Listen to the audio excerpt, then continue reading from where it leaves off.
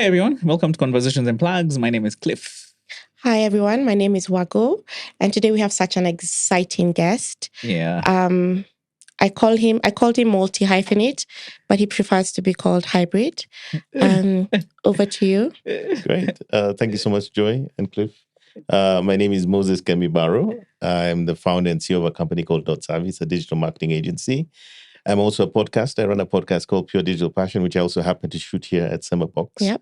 I also am a technology analyst, meaning that I basically write things online, analyze trends, look at what's happening. I've been running a blog, I think now for almost 17 years at moseskemibaro.com. And generally, I'm very active on socials, predominantly talking about everything technology, digital marketing, digital media, and that's really my passion. Yeah. So, I found that very interesting.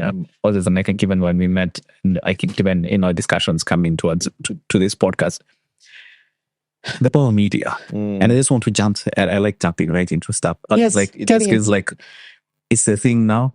I think guys have talked about it for a while, but I'm just feeling like it's really taken off. Like I even as guys say, for example, for shooting this podcast. I mean, you've run a blog for almost 17 years now. Like, I mean, what are you seeing in terms of the shift in media you want to experience? Like, where are we going? Or is this the way to go? I think absolutely. And I think the first thing is that let's just be real here. I think there's so many factors that come into play. But the first I think you need to think of is right now, when we think of media in the traditional media industrial complex, everything has changed, right? Really? The power or the fragmentation that existed in traditional media where, you had, even in Kenya, KBC, you had NTV and all this controlling the communication, the mass media for people. To a large extent, their relevance has been somewhat curtailed because of social media. And not just even just digital media, but specifically social media, because what social media has done is democratized the ability for people like yourselves and I to almost become a media of one. Yeah. The ability to, just use a smartphone to reach a global audience with our thoughts, our perspectives, things that matter to the audiences that we reach in a way that, was not possible 40 years ago. And that in itself really has allowed voices to rise, share different perspectives, and even find an audience or a tribe of people who subscribe to the things that we share. And I would say that arguably that media in the traditional sense has to reinvent itself to remain relevant in this new context. Yeah, I mean, the landscape has really changed. I was reading somewhere where they're like, in the future, I guess maybe we're in the future, but everyone will be a media house. Absolutely. Every brand needs to be a media house now. And, it's so fascinating because even some of the corporate clients we handle, like I remember I was in Tanzania about 2 years ago. I was doing some training there with Vodacom, and they've built an entire in-house studio for their own content production. They've understood that they have to have their own cameras, their own lighting, their own talent just to produce content. Yeah, and I guess a lot of business are actually not realizing. I feel that, apart from the big boy, they're for a small business. Like you putting yourself out there, putting your own content, people understanding your process grows your business. It's one of those things that businesses need to tap into as well. Yeah, and I think there's really no choice, because if you think about what it costs today to build awareness for your business, your brand, either as an individual, as a company, we can all go to buy traditional media, which is far too expensive and is far too fragmented. We can go on the various advertising platforms, even on digital. But again, there you see it's quite competitive these days, even in Kenya. But if you're creating really interesting, compelling content for a specific audience or audiences, and it resonates and the algorithm decides to reward you with visibility because it's actually great content, then essentially for free, you have the opportunity to be seen and heard in a way that wasn't possible before. And I have this view that the biggest challenge that any business faces today, large and small, is obscurity. Yeah. Because if somebody doesn't even know you exist, how are they going to do business with you? If they don't see the wonderful product or service that you offer, how are they going to actually trade with you? And therefore, then the call to action is almost like, think about what it is that you do, what it is that you produce, or even what you're passionate about, if you're a thought leader. And then you're putting out content in the various formats that matter, whether it's video, audio, or written content, in a way that people can consume it and digest it. The other thing I think that's super critical, and this is something I've sort of learned over the sort of 17, 18 years of content, is you need to be sort of multi-platform and multi-content, meaning you might shoot this video today as a podcast. You then strip out the audio and it becomes an audio podcast. You then can either type it up yourself or use a tool like Otter to transcribe your podcast and then repurpose it as a blog post. And then that becomes social media posts when you create snippets and others. But the idea is that you have different audiences on different platforms with different appetites. And then you sort of, I call it atomization. You want to atomize your content so that it lives in different formats for different audiences in different places. And I'm saying this from personal experience because I meet people, and when somebody says, "Oh, Moses, you're the blogger," then I know you've been with me for 17 years or more, or, a long time. And then I meet other people who tend to be younger people and say, "Oh, you're the podcaster." And then I know that because I've been podcasting about 3 years. I'm like, so you're a new person, right? So you know me as a podcaster. Yeah. And then the podcasters don't know that I have a blog. And sometimes the bloggers don't know I have a podcast. So you realize they're completely different audiences, consuming essentially the same content, but they're all doing it in different places for different reasons with different demographics. Yeah. So every organization or every person today needs to think about that atomization model. Yeah. Atomization. Why do you call it atomization? It's kind of like the way you take, think of it almost like cutting down a tree. And then you're stripping it out for different purposes. You'll use the leaves for this, you'll use the branch for that, you'll use the trunk for this. And the idea is that you're taking the same source material, but you're breaking it down, in so many different ways that it reaches the widest possible audience and it connects with them in the way that they feel is most relevant. So case in point is I listen to a lot of podcasts. I don't watch them. I when I'm driving, say somewhere like here, between meetings, I'm taking a walk, I'll generally listen to audio. It's quite rare that I sit down and watch a 1-hour YouTube podcast. I tend to listen more than anything. But it means that for those who prefer to listen versus watch, I'm not losing either one of them. Yeah. I'm making sure that I'm relevant and visible. Some people prefer to read. So I make sure that I do a synopsis of the podcast as a blog post. So you're just reaching as many people in every context possible in the way they prefer to consume. Yeah. Yeah. It feels like one of my favorite words, value addition, because it could be the same kind of long form video. Yes. And then it can be cut down further into these are the snippets that TikTok needs to know about. Correct. LinkedIn needs to know about the blog and the article, or even the video. Correct. So it's very interesting just how you've positioned yourself, that you're going to create value in every space that you manifest yourself in. Correct. And that's powerful. I remember us having a conversation about people and how you need to position yourself in a way that you can amplify your thoughts, and that becomes thought leadership. And I think you have mastered that. You run a business. You've been doing it for 23 years. Started in 2000, the year 2000, right? 2002. 2002. Correct. Yeah. My little bed sitter. Yeah. Yes. I was trying to remind myself what was happening in Kenya in 2002. And I think Mwai Kibaki had just become president. Yes. And so you came in at a time when the environment was hungry for new business and there was almost an ease of doing business. But I want to start talking about your journey as an entrepreneur. Because Dotsavi ran till 2010. Dotsavi continues to run till now, because I saw a little gap of like a year or two. Within my creds? Yes. Okay, brilliant. So along the way, I don't know that I should go back to the beginning. Just let's go back to the bed sitter. Let's go to the bed sitter. What were you? Even before the Tell bed us sitter, about. I think there's a whole story before even the bed sitter. So origins, let's go way back, and I hope we have enough time to do this. But I grew up in Mombasa, so I'm from Coastal, as it were. I grew up, although my family is originally from Tanzania. Yeah, my dad moved to Kenya in the late 60s. We used to work for the East African community before it broke up. So when he was in East African community, so he used to work for something called the East African Railways and Harbors, I believe that's what it was called. And he was a civil engineer there, right? So what happened those days is that I think talent used to be, or rather education was sort of like you went to Makerere for this, you went to University of Nairobi for that.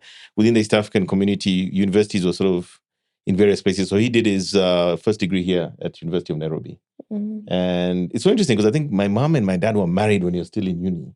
What? Already in uni. I mean, these guys started off like basics. Those days, I think it was just like, let's get married, we'll figure it out, So they were here. And he got a job with the community as a junior engineer, but then he was traveling all over the region. So what happens is very interesting because I have 5 siblings. We are born all over East Africa. The guys were born in Mombasa, guys born in Nairobi, Arusha, Dar es Salaam, whatever. What born are you? Oh, sorry? What? Where was I born? Yeah, no, what, your firstborn, secondborn, thirdborn? I'm 4th, actually. Fourth? Yeah, I got 3 older siblings. Okay. Yeah. Okay. So I'm somewhere in the middle of the pack. And then I got obviously 2 younger ones. Yeah. So, so somehow all this stuff happened. And I think he was working at the port of Mombasa at the time, and he lost his job when this whole thing crashed. So the guys that were doing a project with was a British engineering company called Bertland and Partners. And they liked him for some reason. So like, listen, you've lost your job. Why don't we hire you and you work with us? Mm-hmm. So he worked with them for a number of years. Everything was hunky-dory. Then I think the project came to an end and those guys, I think, stopped operating in this region. Mm-hmm. So now this guy was left out of luck. He now had to start his own engineering practice, civil engineering, structural engineering. So I was actually enjoying the other day that, as a family, as a child, the first thing that we noticed is there was no more conflicts. It now became curtain and blue band. Yeah, there's no butter. And just small things, you just notice something has changed over here. Yeah, schools, I think, Gava schools, So you just sort of get a sense like, things are different. Clearly dad is whatever. But what I noticed, he worked very hard. And for me, my dad was kind of like my hero. Like, he's what I call a man's man. Like, he was just a hardcore, old school African dad. And me, I think those guys of the 60s, the first generation coming out of independence, were just a whole different cut. Just like very stoic, very, very on top of their things. That's what I find about that generation. Even when I look at my own friends and the fathers who are like friends, there's sort of this archetype about the way they operate. But anyway, I digress. The point is, things were like this, and he started his own practice called Became Consultants. And he's locked away. And I remember he would drop us in school. He'd come back later. You don't see him until the morning because, of course, those days there's no internet. So he's working in the office. But fast forward, and he became quite successful. And of course, circumstances changed. Went to good schools. My siblings went to the US, things like this. So life was hunky-dory. And then, unfortunately, he fell ill quite unexpectedly. And after being in hospital like for 2 years, he passed on, as a result of the illness. And for me, the entrepreneurial journey kind of starts there because I remember that I was in university at the time at USIU. After that, so to speak, high school. And things now financially also became thick, as a family. And I was in uni and it was financially challenging. I couldn't continue. And in the midst of all this, I loved 2 things, hospitality and IT or digital, whatever you want to call it now. And I love technology. And it kind of started off because when my dad was running his practice, he was one of the early guys in the country to buy a computer to do his engineering. But also, I remember he bought us a home computer called a ZX Spectrum, which I used, and my brother and I learned how to code it. So he used to buy games. Then at some point, he came back, I think, for one of his industrial trips, he came back to this thick book of code. So you guys, I'm not buying you any more games. You're going to now code your own games. Wow. So me and my bro would work late into the night, and hopefully Kenya Power doesn't go off. And it's connected to the TV, and you save it on audio tapes. And we started learning how to code. We started like, you move this, it changes this character, it changes this.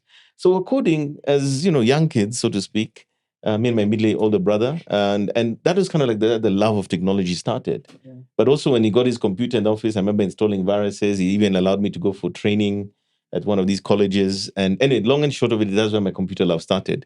Now, fast forward to where the school thing becomes a problem in uni and all. And I just knew I need to figure something out. So I remember coming across a magazine somewhere in that intersection around the start of the internet. And it was talking about all these things. And it was just around the time when a company called Netscape was starting out. Yeah. So Netscape was the first web browser company at the beginning. Yes. Mark Andreessen, who's now at Andreessen Horowitz, the venture capitalist guys. That's one of the founders. So I saw this thing and I remember saying to myself, the moment that blew my mind was seeing this cover of the Fortune magazine, I think it was, and Mark Andreessen was sitting on a mock throne, barefoot, and he was valued at $40 million because of the IPO. Which year was that? That was sometime in the late 90s. No, was it? Yeah, late 96. 14, and I remember looking at this, and it was my age, and I said, that's it. I need to figure this internet thing out. So I sent out my CVs. I tried to start my own ISP. I spoke to a lot of wazes I knew. The wazes were like, no, you get a job and then use your own money. They didn't have time to give me money. Yeah. So I applied for a job. And as it turns out, the job I got was through a relationship that my sister had with the founder. This is a company called Formnet. Formnet is one of the early ISPs. So, life has weird ways of working out. So I sent my application. I'm in Mombasa.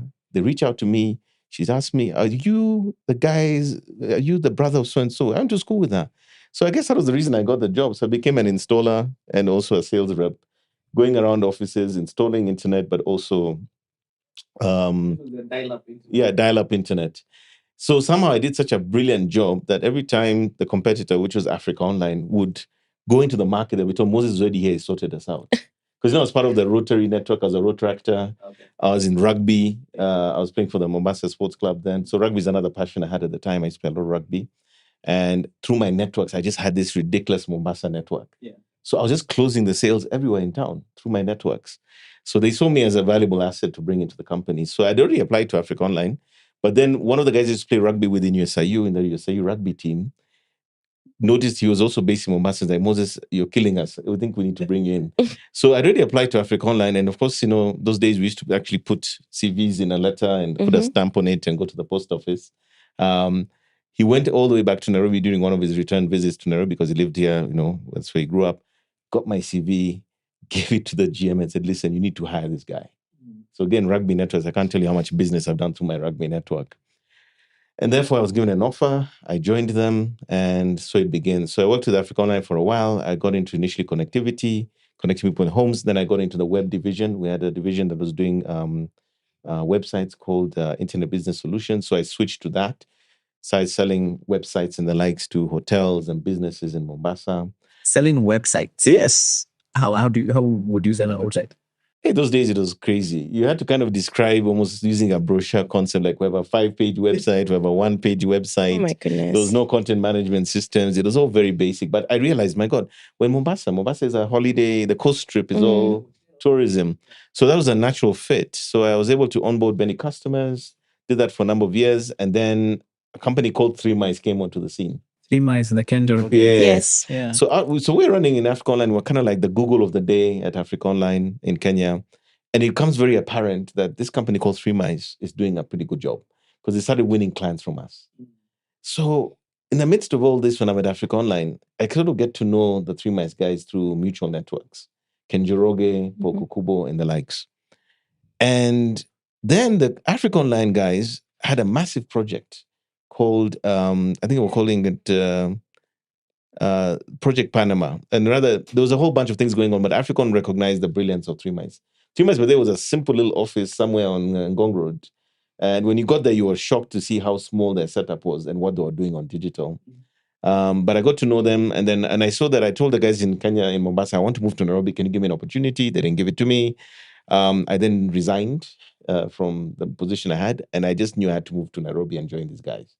So literally with no job, no plan, I just quit, got my last payments, got on a bus, I believe, came to Nairobi, and I just literally pleaded my way into a job. So you didn't have a job when you're resigning. I didn't have a plan. You just knew whatever it takes for getting into 3 Mice. I didn't know I'm going. I was also dating somebody in Nairobi at the time, so it kind of worked that way well. So I moved up to Nairobi for a period. I didn't know what was going to happen. All I knew is I'm not coming back to Mombasa without a job. And I think I was also talking to Wananchi at the time, Wananchi Communications, which is now Zuku. So I literally harassed them into a job. I think I took a 50% pay cut to get the job, but I said, I need to be in the right environment to succeed. I'm in Nairobi. I'm in the best kick-ass agency for this thing. I'm going to join it. So I got the job, and I'll never forget day one. Ken Njoroge. Ken Njoroge is a very interesting guy. I remember joining, and I was so excited. He said, oh, you've arrived. Okay, good stuff. We have a pitch. So I literally dropped my bags at reception or something, and we got for a few meetings. And then day one at 3 Mice, I worked, I think, until 3 a.m. with Ken. We're putting a pitch together for a company called First Africa, which was in investments.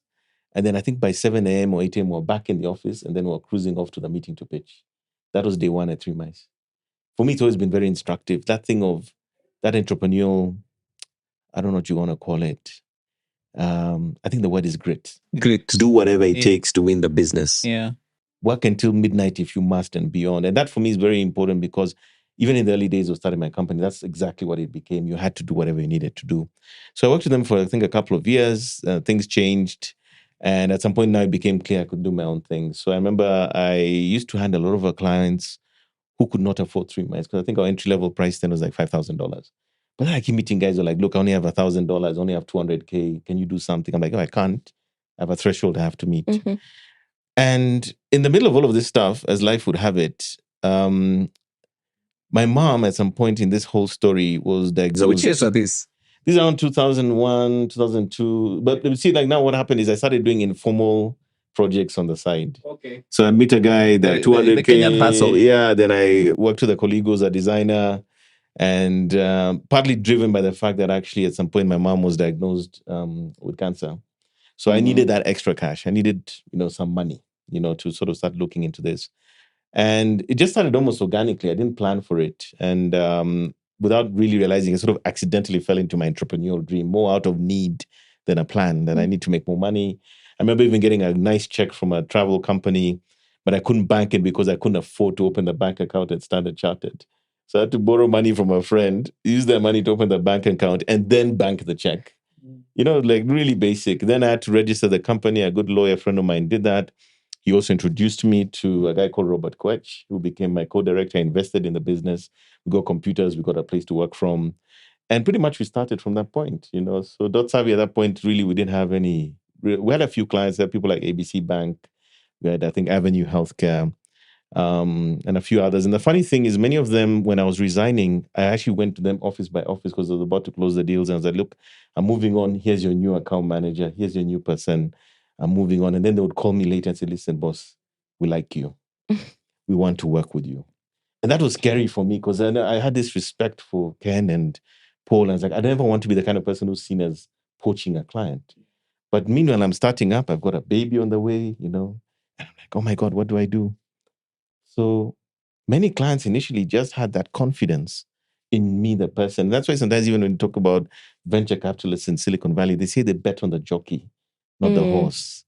Yeah, if they believe in you for something, they've seen something about you that's unique or valuable, and they have a vibe with you and have a connection with you, they tend to support you.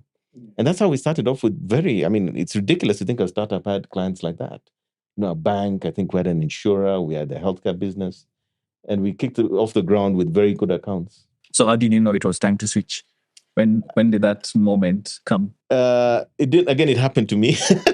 So something really weird happened. I don't know if I shared that with you guys before, but as I was doing my moonlighting, as it were, I was apparently doing a very good job. And one of my clients met one of the Three Mice founders at a social engagement. I believe at a place called The Pavement, if you remember that one. I remember Pavement. And ironically, my lawyer friend was there, the one who helped me register the business, So he's like a confidant. He's in there. So he's not socializing, he's there. And this person, I think, had a few drinks and decides to release information to Paul. That I love the work Moses is doing for us. And it's like, what work? Oh, yeah, Moses, he works. He's doing my website, whatever. I'm like, ah. So my lawyer friend said, God has a way of being in the right places for you. He calls me there, and I think I was at some other local somewhere having a drink. And he's like, Moses, you've been busted. Your boss now knows you're moonlighting. You're after work. So you, whatever you're doing, go sober up. Sort yourself. I think I rolled up in the office the next day because, I had my computers and all at home. I was working from home. And I went to the office and I just made sure that any evidence of what I was doing was there. I then printed out a nice resignation letter because now I was pushed. I didn't have a choice. And I didn't feel it was ethical to have this and work there. And I think a few days passed and I was just waiting for Paul to call me in and, drop the news. Then I noticed something wasn't happening. And then we had a conversation. And it's just like, look, Moses, we like you. We don't mind. We need to find a way through this. I'm like, well, I can't now because I have this entrepreneurial dream that's coming into focus almost by force. Mm-hmm. It's like, that we have a horizon of, I will eventually do this. But now it is thrust upon you. You must do it. And I just had to make the jump literally at that moment. Initially, it probably looked like, the worst thing that could happen. But because now essentially the bridges were burned, I now had to move forward. Or the boats were burned, so to speak. I had to move forward with this. And there it started, so I didn't have an office, serendipity. My lawyer introduced me to Robert. We got together, injected some money, we started using our networks to bring clients. And the rest of it is almost like a miracle. We just started working. And lo and behold, at some point, I think we're probably the size of Three Mice. We were one of the top 2 or 3 web agencies at that point because social media had not yet happened. And there we went, So, a lot of good luck along the way, a lot of hard work along the way. But of course, a lot of ups and downs. I would never say that it was ever and continues to never be an easy ride. There are good days and bad days and so forth. But coming back to what Joy was saying, so as businesses go, things were changing. Social media came along, started having company issues. I'd say at some point, me and my co-director were not really on the same page. He also had other priorities in his life. And I'll never forget this because in the midst of this so-called dark moments, where it was very clear that Dotsavi might fail, and we'd gone through so many challenges, including one of the bigger agencies poaching employees with Just a zero social media notice. heat. Yeah, social media is coming in. They are then also poaching our employees without giving them notice. There's a guy, you'd have a meeting on a Friday, and as you go to the house and open your internet at home, you'd find that 5 of your employees have resigned now. And on Monday morning, you have a meeting with ICA to pitch some ideas, and you have no employees. Wow. Yeah, things like those happen to us, what I call existential threats. But as social media was coming in, I'll never forget seeing an ad for, I think it was Squad Digital when they were first starting up, which is where a lot of our employees also ended up. Squad Digital was a WPP company. Yes. Yeah, there was a... I was probably also a new kid on the block who were just... Yeah, but they were the first real digital agency. And I think for me, the instructive part of that experience was they opened up the real digital opportunity. They really showed us what was possible. They unlocked the value, actually, also. Because until that point, it felt like we're kind of like being fundis or doing a bit of this, a bit of that. But then you sort of saw that agency packaging around digital that had been lacking until that point. And even they were sort of able to unlock the big budgets that were in that opportunity. So all they did is like, Coca-Cola went to the banks and just told them, look, we now do more than creative, we can do digital. And they just consolidated. So many of us as agencies, we lost all that business. The independent digital agencies like Three Mice ourselves, Metrocomi at that time, we all lost most of our accounts because they all came back in, to the scan groups and so forth. But meanwhile, in the midst of all this, social media is happening and the business is now starting to tank. I think that's 2009 now. Somewhere around thereabouts, yeah. So my wife sends me this thing and it's a job. Are you also blogging at that point? I have started blogging at that point, and I'm creating content. Sorry, thank you for reminding me about that. So I'm creating content online because I think for me, at that point, blogging was almost like a therapy. I'd use it to sort of share insights. I don't know, writing has always given me comfort. Creating content, so to speak, has always given me comfort. But I tried to share stuff, and that's the time when the iHub was happening. Remember, we were also moving towards I think there was also that post-election period when Ushahidi was happening. So around all that area, I think social media was now also coming in. And I get this job thing from my wife, and it's like, look, there's a job somewhere for classifieds business, and they're looking for somebody. So I just apply. And 30 minutes later or so, I get a call from South Africa because the head company, which was Naspers, was based in SA. And they asked me, Moses, are you the guy who's the blogger? My boss is asking. I said, yes, my blogger. So he's flying to Nairobi to meet you next week. These are the days he's available. Give us your time. And that's when sort of like the penny dropped in the sense that until that point, I didn't know how important my content was until that job opportunity came up. And then I go for the interview, which was at the Norfolk Hotel. And it felt like it wasn't an interview. It was more like a rubber stamp. They were just like, okay, so how are you going to work with us if you still have a company? I'm going to get general manager. How are you going to work with us if you're still blogging? Will you have time to do this? Okay, it's a startup, da. And I think I had my offer letter 2 days later. And I was going to make something like 4 times what I was making in Dotsavi then. So when you talk about the gap in my spaces, I had the company's always been running, but I had these moments where I stepped out due to socioeconomic challenges or an opportunity to sort of do something different without necessarily losing your business. Yeah. And I think that's another thing I would say to entrepreneurs or startups, that there's got to be a moment where you can separate yourself from your business and do other things. Because that also allows you to have a new perspective, where you put your business in the hands of others. And maybe the most you do is every end of day, you open another laptop, not the work laptop, and you check to see what's happening in your company. But it was very instructive because then I understood the concept of you can be in the business, but you're not the business. Yeah, that you can separate yourself from the two. But going back to the content piece, that's one of the things that happened. I landed a very good job in digital where I learned so many new skills that I use today. Finally understood the whole digital content space in ways that I didn't understand before. I had these new perspectives because of that. Another thing that happened because of content was, I remember when Samsung Africa reached out to me to go speak at the Exco event, I think around the time of 2010. I think that's when the World Cup was happening in SA. Yeah. So that particular year was also a time when smartphones were coming into Kenya, digital was taking off, iHub is buzzing, and I'd been writing stuff about the need for local content. And somewhere in this thing called the internet, the head of Samsung South Africa was online and he found this thing I'd blogged about. So I wasn't checking my blog email very frequently. And then they call my office because they Googled me, saw me somewhere, and they called the office and said, listen, we're trying to get a hold of Moses. He's needed in South Africa and Johannesburg to give a presentation on local content in East Africa for Exco team. Like, what? So I check online, and the next thing they ask me is, what is your consulting fee to attend an Exco? I have no idea. So me, as we like to say in Kenya, kujaribu tu. Yeah. I just said, I think $2,500. Okay, that sounds fair. I was like, I probably could have charged more. Yeah. So the next thing, I'm getting a South African Airlines ticket. My hotel is booked, beautiful hotel. I get picked up from the airport, VIP style. And I'm here to do a 1-hour presentation for $2,500 in South Africa. Again, content. And the best thing about that particular engagement, I remember, is you're going to the airport after my engagement, they gave me pocket money to do shopping because they know like when guys come from East Africa, they're usually buying go and things. So, of course, you go to Woolworths, you go buy clothes and you come home with things. And that was really that moment that I realized the impact of content. And that is where I think almost my real understanding of the sort of blogging, content creator economy moment started for me. Because invariably when I started doing that, Samsung now would engage me in East Africa. I'd get all the latest phones. I had the very first Samsung Galaxy in Kenya. It was me. It was sent for me from South Africa and given to the Kenyan guys. Give that guy the phone to review.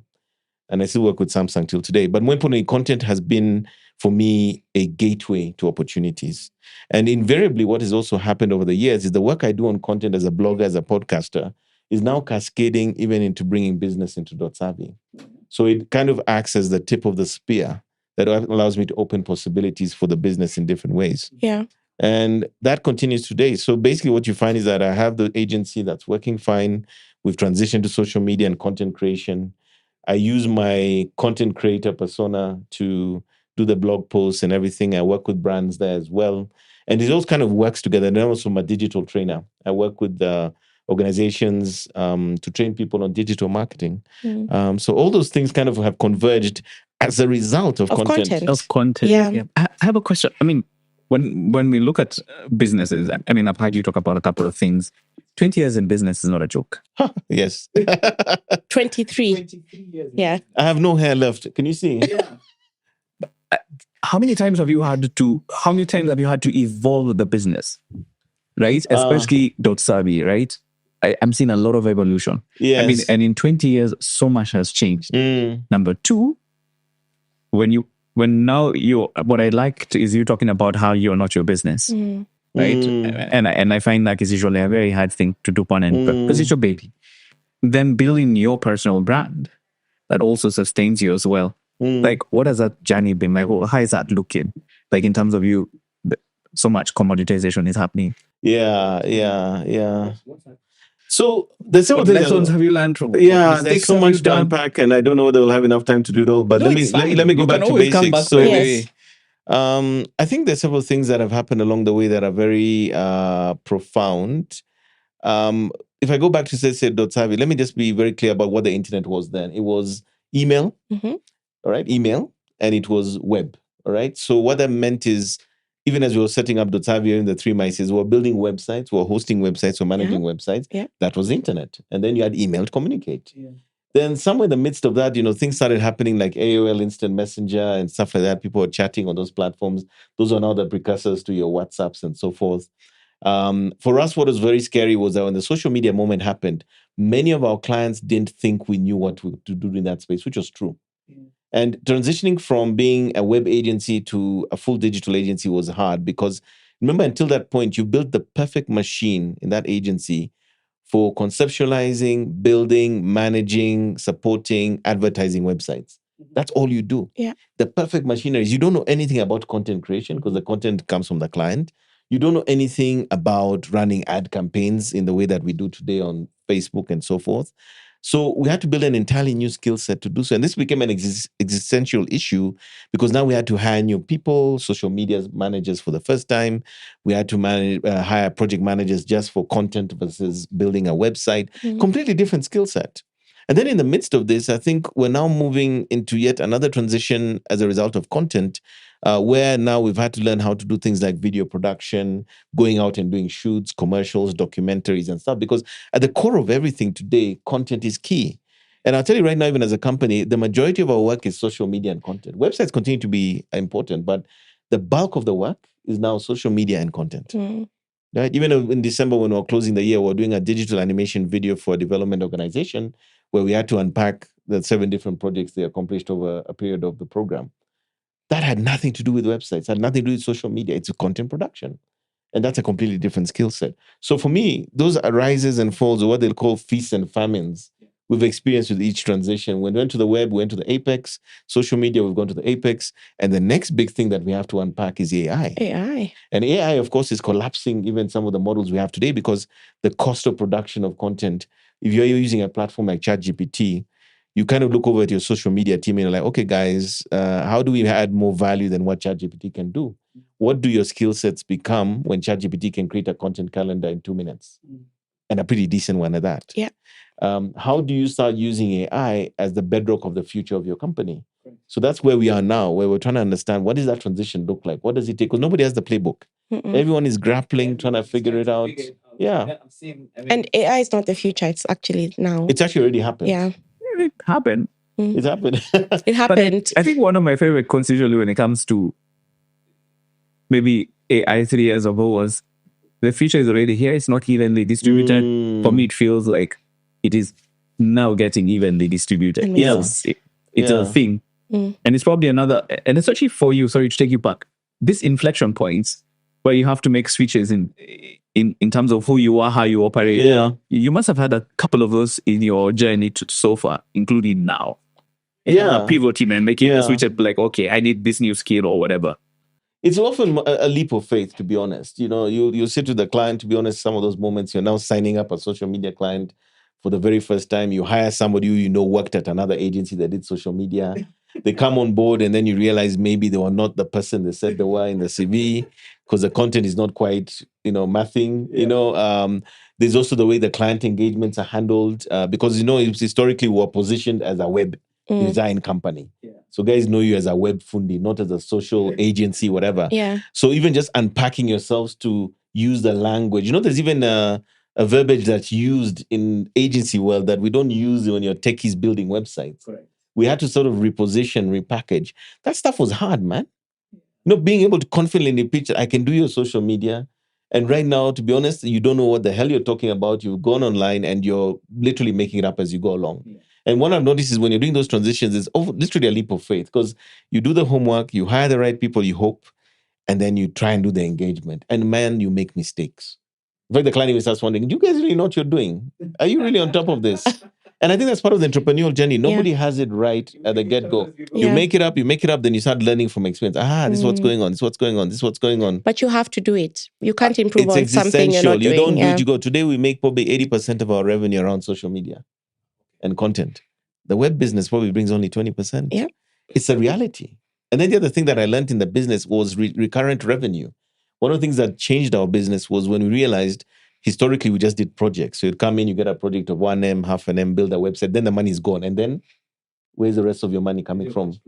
So we started selling things like website maintenance. We manage your website, we update it, we optimize it. Social media, we have to give you a monthly content calendar. We do community management. We do many things for you to manage your socials. So that gives you a steady income. Developing, selling internet, building websites. Yeah. That business has completely shifted. Now it's 2080. Yeah, it's 80. It's purely content. And then the other auxiliary services that we have, things that you might take for granted. I mean, I think we host in excess of maybe 200 websites. Now, when you do the numbers, that is a substantial business, because when you're hosting people like insurance companies and banks, the fees are not small. And then you have to manage the website. You have to secure it. So that's a tidy little business that can actually support itself. Domain name registration sounds trivial, but if you're handling, hundreds of domains, you're making a few thousand shillings each, it adds up. So you have these legacy businesses that we've had for, 20 plus years. And then you have these new opportunities and new areas that now come into focus. Like there's a video we shot last year, for one of our clients in the internet space, an internet service provider that serves underserved communities. We put together the scripts, We got a production team. We went to Nanyuki. We had drones. And even when you're doing it, you're kind of pinching yourself because you're like, I can't believe we're doing this. We can do this. Somebody's paying us for We this. know how to do this. Yeah. And then when guys are calling you out, you're like, have you done it? Like, yeah. Check out this video. Yeah. Can you do digital animation? The work we did in December. Check this out. And sometimes I have to be honest with you, you're actually making it up as you go along.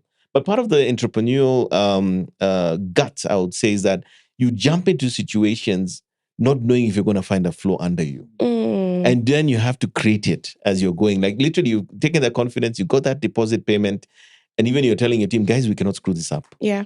They have our confidence, they've trusted us, we must deliver. We must deliver. And I feel like that kind of drive came from even 3 Mice. Yes. It's a skill that has been built over time. Absolutely. But you just get in and do the work and do it at the best. Actually, my philosophy in life and everything I do, I say to say yes first, figure it out later. That's part of the success. That's part of the magic. Because once you commit, once you sign that dotted line, literally or figuratively, now everything boils down to a delivery or execution. And I have to be honest with you, most of the world are not built that way.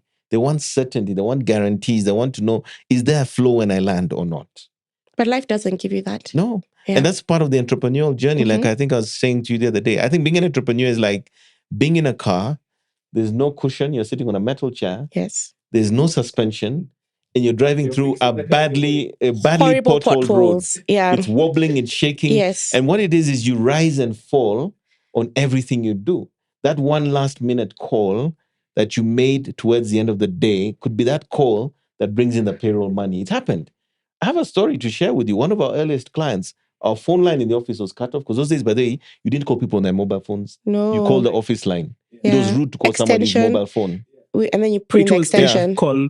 Yeah, a PABX, who are you calling? Okay, let me check if he's in. That's how we called our clients. You did not send a PDF proposal. You went and you had a binder in your office, or you went to a place, they bound it. Seal honey? Yeah.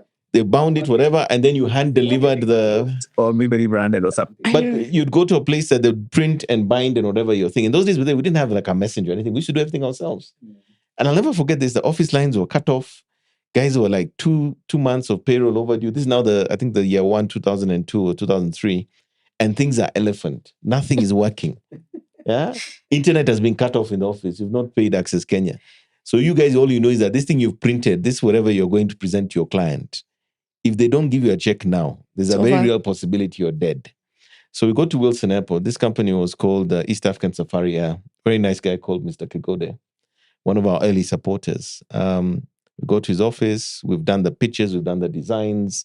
We're ready to bring the project on board. And we know, like, if this money doesn't come out, at least a check. So we sit there. And of course, when you're in a startup mode, an entrepreneur, you play calm. And you're like, this is just another day. It's normal.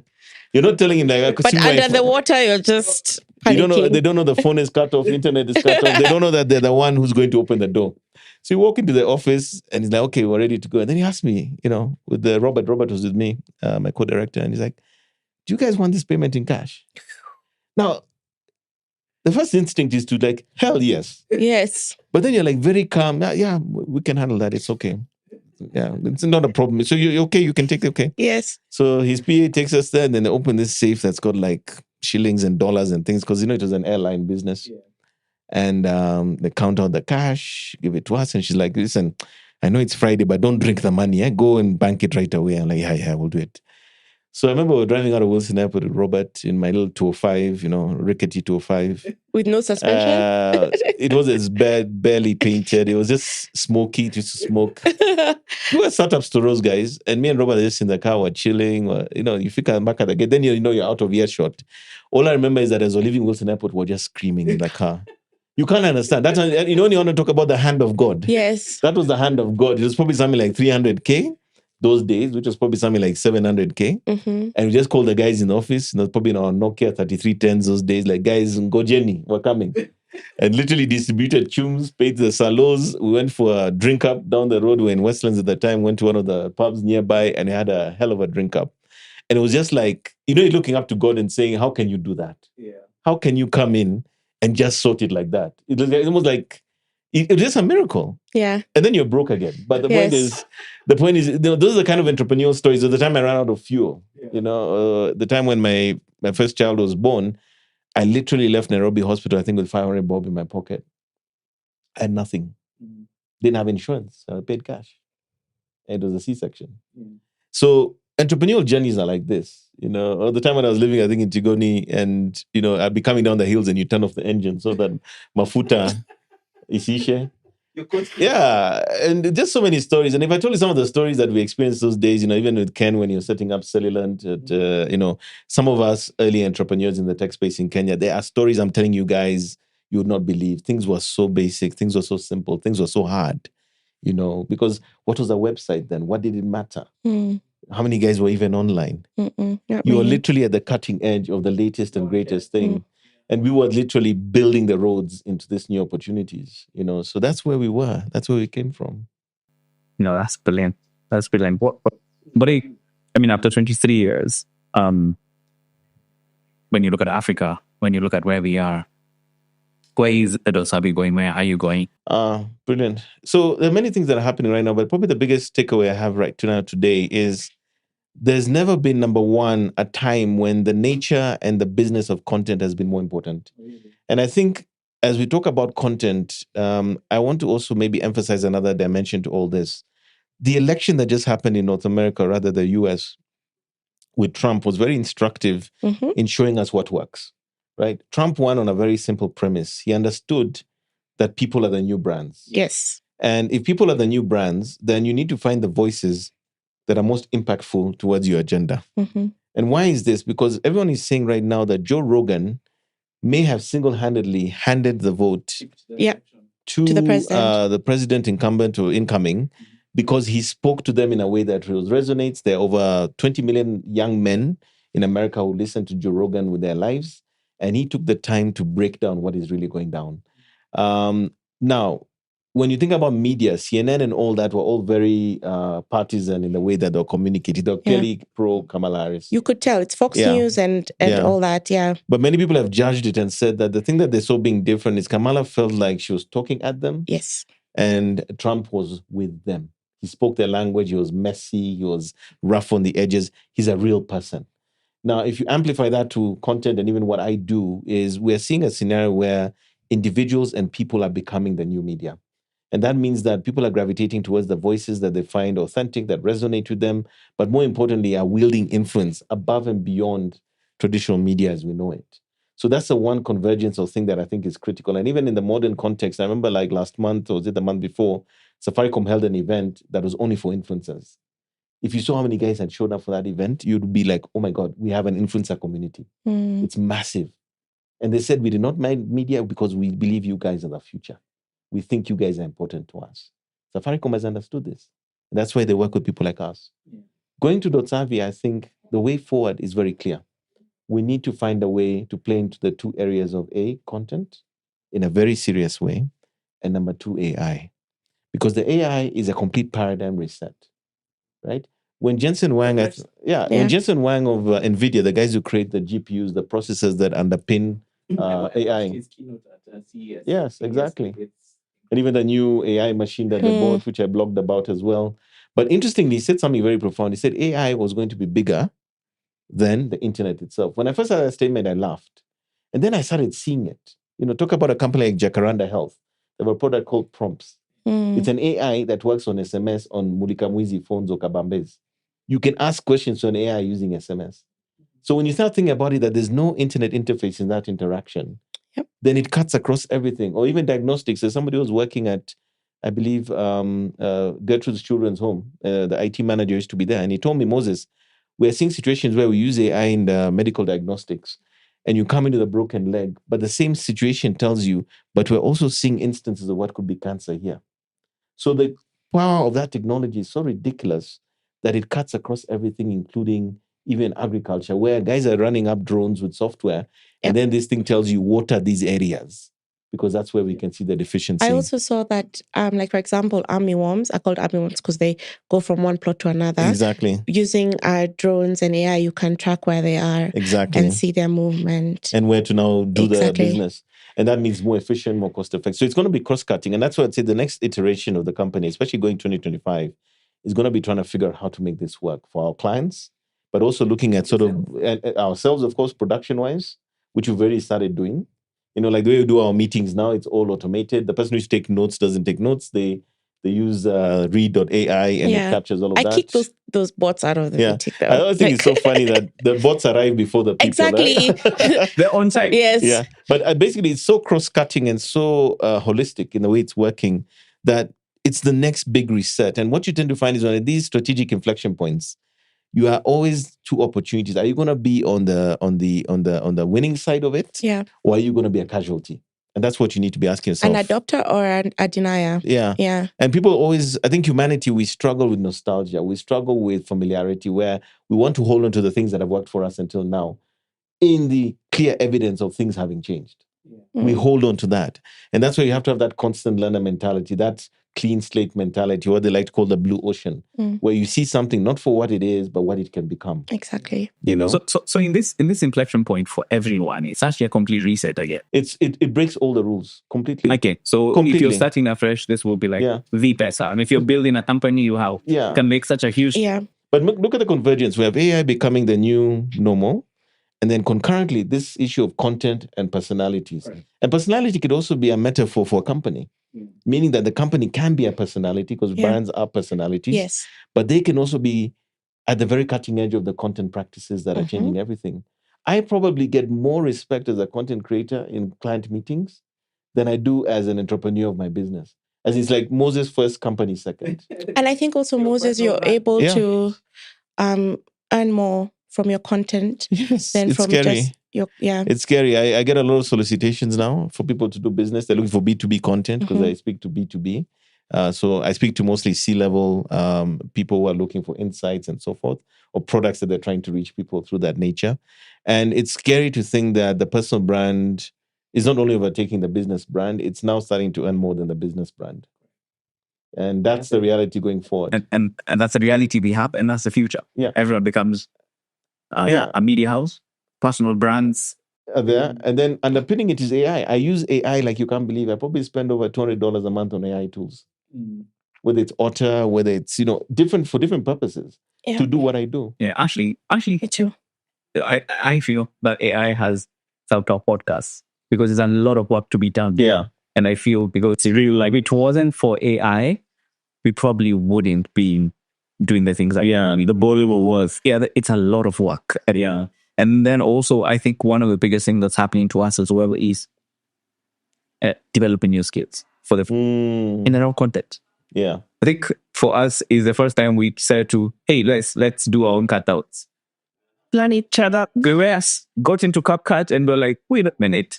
So for me, it's something that has also shifted in technology is that thing people talk about and probably don't pay attention to is democratization or commoditization. So what's happening is you will find probably from a technology perspective, what used to be manual things are now a dashboard. Exactly. Professions like media buying, where now it's a dashboard. Like it's been made so easy for anyone, an individual. So in the age of everything is just mass produced, put together in a small little box or technology where you can actually teach yourself. So I think you're right. I think the time has come where.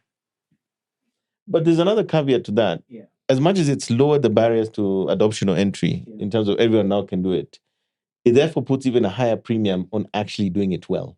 Yeah, meaning that those who are exceptionally good at creating content that resonates, that is relevant, that is at the zeitgeist of whatever is happening that catches attention, will be that much more successful because their standards will be even significantly higher, or rather their product is better than everyone else, given that now it's fully democratized. That's one of the things where the market just shifts itself again. It's just like it's open to everyone, but then again, you will find people rising to the top who do. Yeah, that's a thing. And maybe the last two things I want to say, because I know I'm out of time, but I think there are two things I want to say. But on the one again, it just feels like we must have an around technology and The one thing I want to leave people, startups, individuals, businesses, is there's one last thing, which is content is the way. Whatever you want to accomplish today, business or individual, create the content that speaks to your people, the people you want to buy from you, the people who are stakeholders, in a way that positions you as the authority. A thought leader. Yes. Yeah. And that can be the brand, the business, or the brand and the individual. Number two, don't make a human do a robot's job. That's my AI thing. Don't stay with the past practices because you're nostalgic. simply do not give the human the work they could do themselves. Yeah. Yeah. Community is a big thing as well. Yes, building a tribe around your content, having relationships with your community is also really essential. I think that's also why you find like podcasters like Joe Rogan have taken off because of that community. We need community. And when it's the loneliness. There's a loneliness index that's happening around across us. And so there are more people in the space who are now having conversations. And when you're listening to a podcast, sometimes you also feel like you're included in that podcast. Correct. And therefore it's like now podcasters are now the leaders, like thought leaders, or now they're people. They're people that people can trust. Mm-hmm. I think also there's a level of authenticness that I'm not speaking to a robot. I'm speaking to a person. Correct. Even with TikTok, you found that I remember the article we're talking about, the Spotify CEO was, he did a TikTok on the financials of the year. And that's such an easy way for you to just absorb that information that also creates a trust with Spotify because I'm seeing the people within the brand. But then that's also still coming from a point of loneliness that I want to be connected. I need to be connected to this community. And so community is something that also should be at the fore.